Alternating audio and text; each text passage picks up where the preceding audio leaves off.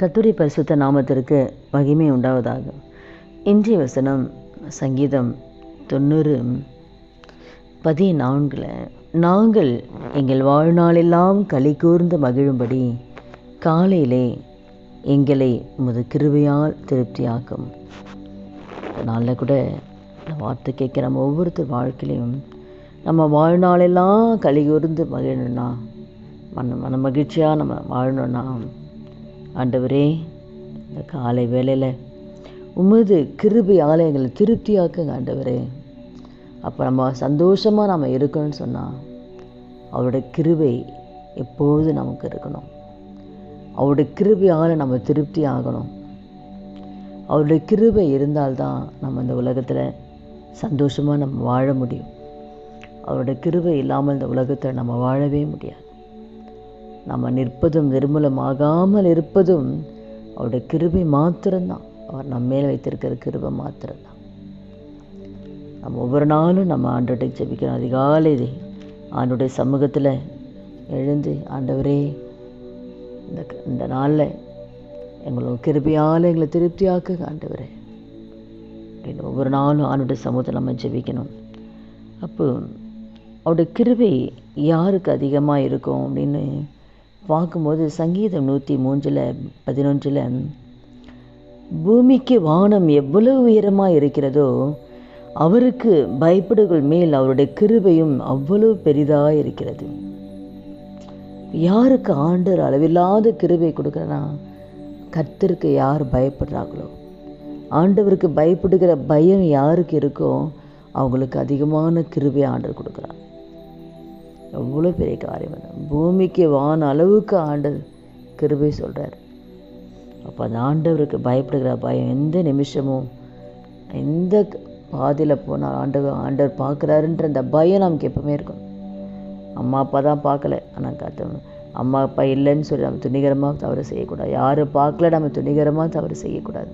அப்போ எந்த நிமிஷமும் ஆண்டவர் நம்மளை பார்த்து கொண்டே இருக்கிறாருன்னு சொல்லி அந்த கர்த்தருக்கு பயப்படுகிற பயம் நமக்கு இருக்கும். யோசேப்போட வாழ்க்கையில் கூட அவன் பாவம் செய்யக்கூடிய அந்த வேலை சந்தர்ப்பம் இருந்தால் கூட அங்கே யாருமே தான் இல்லை. போத்திபார் மனைவியை பாவத்துக்கு அழைக்கும் போது யாரும் இல்லை. ஆனால் கர்த்தருக்கு விரோதமாக நான் பாவம் செய்ய மாட்டேன் அப்படின்னு சொல்லி தான் அந்த பாவத்துக்கு விலகி ஓடுறான். அப்போ மனுஷாங்க இருக்கிறாங்க, இல்லை, என் ஆண்டவர் என்னை பார்த்து கொண்டே இருக்கிறாருன்னு சொல்லி இந்த ஆண்டவருக்கு பயப்படுகிற பயம் இருந்து நம்ம பாவத்துக்கு விலகி ஓடணும். ஆண்டவருக்கு பிரிமில்லாத காரியங்களை விட்டு விலகி ஓடணும். அதுதான் ஆண்டவர் பார்க்குறார். அதனால தான் யோசேப்பு அந்த அளவுக்கு தேவனை உயர்த்திருக்கார். அந்த நேரம் யோசேப்பு வாழ்க்கையில் அவமானங்கள் வந்தால் கூட, ஒரு சிறைச்சாலை வாழ்க்கை இருந்தால் கூட, அந்த தீமையெல்லாம் தேவன் நன்மையாய் மாற்றுகிறார். ஏன்னா ஆண்டவருக்கு பயப்படுகிற பயம் அவனுக்கு இருந்தனால ஆண்டவருடைய கிருபை எப்பொழுதும் யோசிப்பது கூட இருந்தது.